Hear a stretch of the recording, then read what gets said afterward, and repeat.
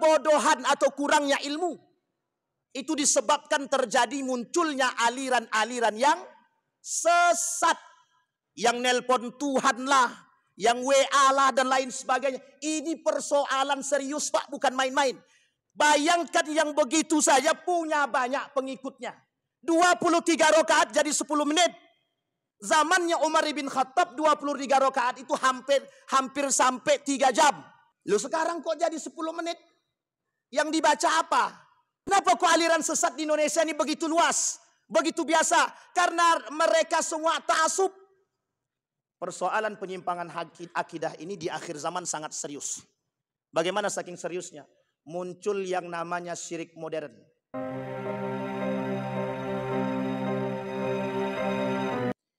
Asyhadu an la ilaha illallah wahdahu la syarika lah wa asyhadu anna Muhammadan abduhu wa rasuluh la nabiyya ba'd. Allahumma salli wa sallim wa barik ala hadzal nabiyil karim. Allahumma salli ala Muhammad wa ala ali Muhammad fil alamin innaka Hamidum Majid. Ya ayyuhan nasu ittaqu rabbakum alladhi khalaqakum min nafsin wahidah wa khalaqa minha zawjaha wa batha minhuma rijalan katsiran wa nisaa'a wattaqullaha alladhi tasaaluna bihi wal arham innallaha kana 'alaikum raqiba. Wa qala Allah ta'ala ya ayyuhalladzina amanu taqullaha wa qulu qawlan sadida yuslih lakum a'malakum wa yaghfir lakum dhunubakum wa may yuti'illaha wa rasulahu faqad faza fawzan azima. Mudah-mudahan di Isya ini Allah melimpahkan rahmat dan karunia-Nya kepada kita semua. Yang hadir Allah berkahi, Allah limpahkan rahmat dan karunia-Nya, insyaallah kita semua husnul khatimah dan istiqamah dalam kebaikan dan ketaatan. Untuk orang tua kita yang telah mendahului kita, Allah tempatkan di tempat terbaik di sisi-Nya, Allah terima amal ibadahnya. Allah kumpulkan bersama orang-orang yang saleh. Untuk orang tua kita yang masih hidup, Allah sehatkan, Allah kuatkan. Dan insyaallah husnul khatimah. Amin ya rabbal alamin. Bapak Ibu sekalian yang berbahagia, malam hari ini, karena waktu tidak terlalu panjang, kami ambil inti poin saja. Yang ingin saya bahas malam hari ini adalah poin-poin, 5 poin penyimpangan akidah modern. Kalau Buya Hamka bilang, ada namanya syirik modern. Jadi masa-masa itu, masa-masa penuh dengan kesyirikan. Tapi dalam ulama yang lain mengatakan, bukan syirik modern, tapi jahiliyah modern. Apa jahiliyah modern itu? Jahiliyah zaman now.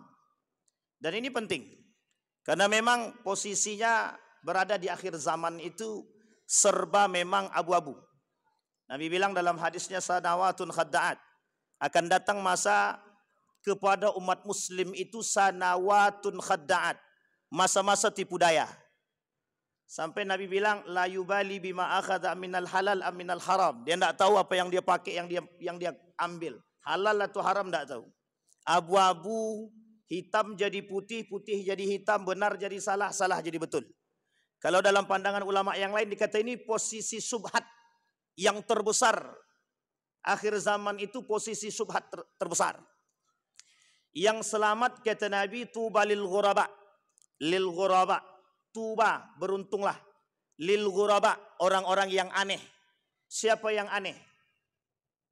Mereka yang berpegang teguh dengan nilai-nilai agama dan akidah. Itu yang selamat. Nah, sementara poin itu, ini yang kita bahas. Kata para ulama, setidaknya sekarang itu ada 5 poin terjadinya atau sebab terjadinya penyimpangan akidah. Yang pertama, al-jahlu an aqidatis sahih. Anil aqidah atau anil aqidah as-sahihah. Penyimpangan atau kebodohan terhadap akidah yang benar. Poin ini luas, sangat luas sekali. Persoalan akidah semenjak runtuhnya Turki Utsmani sampai hari ini itu persoalan utama. Jadi persoalan agama ini tidak bisa dihindari dari persoalan kehidupan, tidak bisa. Kata guru kami Said Naqib Alatas, perlu adanya Islamic worldview, cara pandang hidup yang islami, yang kembali kepada posisi dari awal, kembali kepada Al-Quran dan Sunnah dalam pandangan para ulama salafus saleh. Para ulama-ulama terdahulu dalam memandang. Penting akidah yang benar. Bukan akidah yang rusak. Karena subhat itu kelak di akhir zaman kata Nabi terbanyak. Di akhir zaman isi dunia cuma dua. Satu kafir, yang kedua munafik. Orang munafik ini berada di antara umat muslim. Musuh terberatnya umat muslim itu kaum munafik. Yang membuat subhat, yang membuat rusak akidah itu kaum-kaum munafik. Maka yang pertama kata para ulama poinnya, penyimpangan akidah itu kurang pahamnya atau bodohnya terhadap akidah yang benar. Sekarang kita garis bawahi. Nah terus bagaimana, apa akidah yang benar itu seperti apa? Kalau kita belajar akidah yang diajarkan oleh para ulama, lihat karakter ulamanya seperti apa ulamanya, baik akhlaknya, tinggi ilmunya, tutur bahasanya baik, insya Allah yang disampaikannya mesti jujur. Karena kata Nabi di akhir zaman itu dari riwayat Huzaifah itu kelak yang menyesatkan itu bukan orang kafir, tapi yang menyesatkan justru du'atun ila abwabi jahannam gitu. Muncul di tengah umat muslim itu orang-orang alim tapi mengajak ke neraka jahanam. Wah ini muskilah kalau ngajak ke neraka jahanam. Allah sebut dalam Al-Quran itu sederhana. Kata Allah, wa minan nasi may yu'jibuka qawluhu fil hayatid dunya. Kelak di antara kalian itu ada orang yang pinter, cerdas, tapi mengantarkan kepada neraka jahanam. Kita takjub dengan perkataan dia, tapi lisan dia mampu membuat orang terseleweng dari akidah yang benar. Kita ambil contoh. Ini contoh paling sederhana. Kaum liberal merusak kita dari dua hal. Bahasa, budaya. Bahasa ini kata para ulama masuk dalam kategori budaya. Lihat bahasa yang paling sederhana yang merusak akidah. Kalau sakit kita, wajib atau tak wajib minum obat? Bapak Ibu, wajib apa tidak minum obat? Oh, ragu-ragu. Ini yakin apa tak yakin dengan obat nih? Ibu-ibu atau Bapak Ibu sekalian, kalau kita mau sembuh harus minum obat atau tidak? Yang menyembuhkan itu obat atau yang lain? Yang lain. Yang lain ini siapa Pak? Apa kata orang tua kita? Kalau kau tak minum obat tak akan sembuh. Kalau kau tak belajar tak akan pintar. Ini perusak akidah. Sangat merusak bahasa yang sederhana. Wasilahnya belajar betul. Tapi yang mencerdaskan bukan manusia. Bukan belajar. Wattaqullaha wa yu'allimukumullah. Bertakwalah kalian, Allah cerdaskan. Naja itu memiliki kelemahan dari berbagai macam aspek. Tapi daya ingatnya kepada Al-Quran jauh. Siapa yang memintarkan? Siapa yang mencerdaskan? Allah. Ada orang belajar mati-matian. Bodoh tetap bodoh. Tidak pinter-pinter dia. Ada orang yang tak belajar. Dengan mendengarkan orang belajar. Dialog yang lebih pintar daripada yang belajar itu lagi. Nah, ini saya menyaksikan langsung itu. Kami waktu di pondok itu belajar. Dengan suara yang keras. Saya tak bisa pakai suara kecil. Kawan saya tidur dekat saya. Lebih hafal dia apa yang saya baca daripada dia sendiri. Nah, ini muskilah nih Pak. Orang-orang seperti ini. Cerdik buruk. Dia cuma dengarkan. Ada orang yang belajar mati-matian. Tetap aja tidak pintar-pintar. Ada. Semua tergantung kepada kedekatan kepada Allah. Ada orang yang tidak minum obat tapi sembuh. Ada. Dan ini cerita nyata. Seorang ulama. Penulis kitab Api Tauhid. Habibur Rahman El-Sirazi. Mengulas dalam novelnya itu. Tentang seorang pemuda yang hafal Quran. Sembuh cacat kakinya hanya karena kuasa ilahi mestinya. Tapi dengan doa dan sholat malamnya serta dengan hafalan Qurannya. Apa kata dia? Ya Allah, kalau kau ridha dengan hafalanku, sembuhkan penyakitku. 1 bulan kemudian tidak ditemukan penyakit sama sekali dalam kakinya. Itu kuasa ilahi. Yang percaya kepada yang seperti ini sedikit. Umat manusia hari ini lebih percaya pada akal. Saya kasih tahu Bapak Ibu kuncinya. Kaum orientalis itu mengangkat akal. Kata mereka, akal ini lebih tinggi daripada wahyu. Wahyu itu Al-Quran. Sehingga manusia harus tunduk pada akal. Kalau tak sesuai dengan akal jangan terima. Penyimpangan akidah. Sederhana dari bahasa. Sekarang ini penyakit hari-hari saja. Saya sampaikan kepada Bapak Ibu. Mending mana? Mending dia tidak puasa tapi sholat. Daripada tidak sholat tapi puasa. Mending yang mana? Ini penyakit Pak, penyakit. Tidak apa-apa dia tidak sholat Pak Ustaz. Yang penting dia dah mau puasa dan Alhamdulillah. Sejak kapan puasa dia diterima oleh Allah? Tidak akan diterima oleh Allah puasa dia kalau dia tak sholat. Sholat wajib ya, bukan sholat sunnah. Ini posisi penyakit Pak. Kata guru saya ini penyakit mendingan. Kenapa kau tak pakai jilbab? Hatiku belum bersih. Sampai kiamat tidak akan bersih Pak. Kenapa kau tak mau datang ke masjid? Hatiku belum bersih Ustaz. Untuk masuk ke dalam masjid itu. Ini posisi yang rusak tuh begini Pak. Yang merusak. Dan diikuti oleh akal manusia. Oh iya ya. Ini yang paling sederhana Pak. Yang ada di hari-hari kita.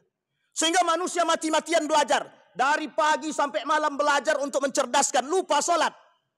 Dia harap dengan kecerdasan yang dia ampuh. Dia mampu mendapatkan kebahagiaan. Berapa banyak manusia yang punya kecerdasan. Albert Einstein. Di akhir hayatnya mencari Tuhan. Kemudian penulis buku Compassion.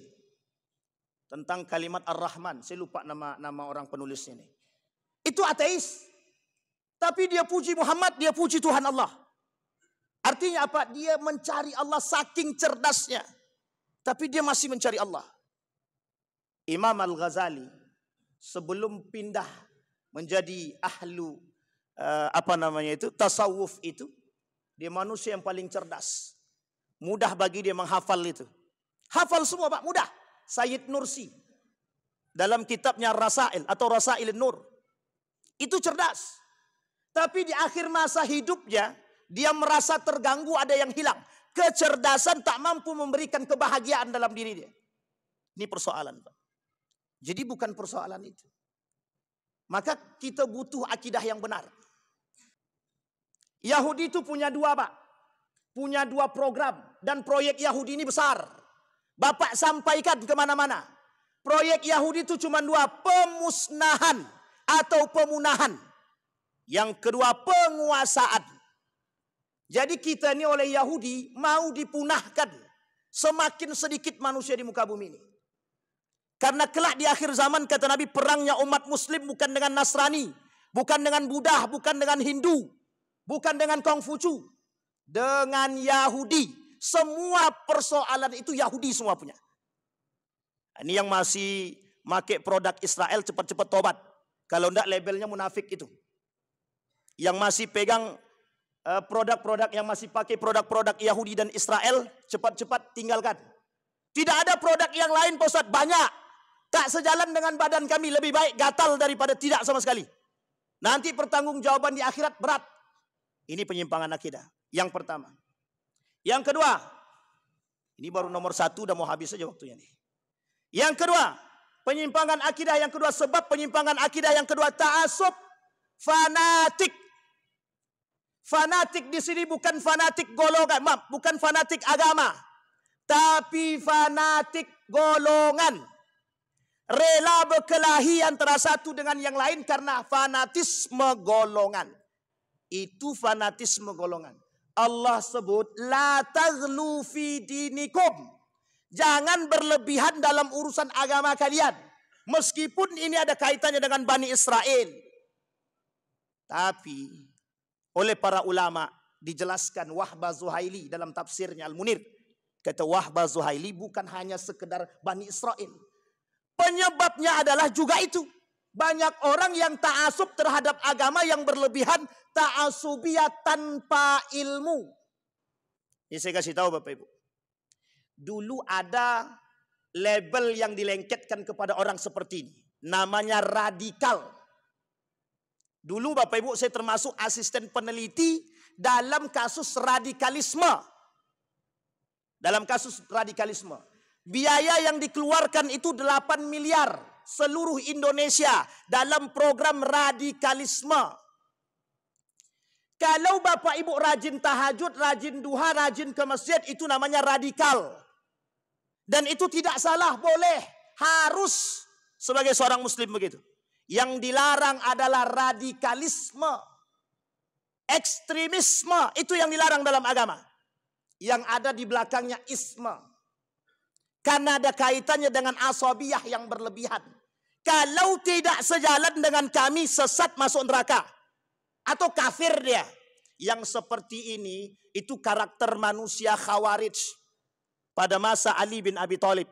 Baca sejarahnya itu. Dalam sejarahnya itu, pada masa Ali bin Abi Thalib, keluar 3 golongan sekaligus. Dan ketiga-tiga ini sesat. Satu, yang pertama Khawarij. Yang kedua Syiah. Yang ketiga Murji'ah. Nah sekarang yang paling banyak di negara kita ini Murji'ah. Memudah-mudahkan dosa besar. Itu kelompok Murji'ah namanya. Maka oleh para ulama kita sekarang disebut dengan Murji'ah permisif. Kelompok Murji'ah yang memudah-mudahkan dosa besar. Makanya tak pakai jilbab tidak dosa besar. Main riba tidak dosa besar. Kata Nabi di akhir zaman, kelak yang namanya riba, zina itu merajalela. Sekarang perhatikan, merajalela apa tidak? Merajalela. Bahkan ketika ada pelang tentang riba dipasang, suruh turunkan. Banyak dampaknya kepada bank konvensional, Pak Ustadz. Gitu. Jadi harus diturunkan. Coba bayangkan. Itu baru persoalan sedikit, Pak.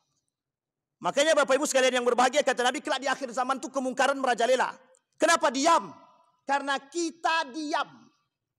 Nampak orang berzinah tengah jalan, diam aja kita. Nampak orang minum khamar tengah jalan, kita biasa-biasa saja.